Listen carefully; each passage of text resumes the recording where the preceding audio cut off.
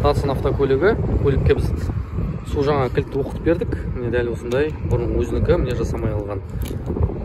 Есікті ашып көреміз. Өзінікімен. Ешқандай кнопка жасылмайды. Ал дәл осындай кілт оқытып бердік. Енді ар жағы қарасаң Lexus, бер жағы кәдімгі кілт. Қазір ашып көреміз. Кілтеніп тұр. Ашылды. Жабамыз. Енді багажник ашама, жабама көрейік. Багажникте ашты. Иммобилайзерді оқытып берген болатынбыз. Иммобилайзерде жасайды бұл көлікте.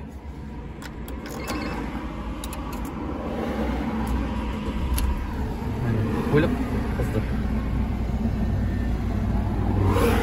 Сондықтан ладаларға тек қана мынандай кілттің қажеті жоқ.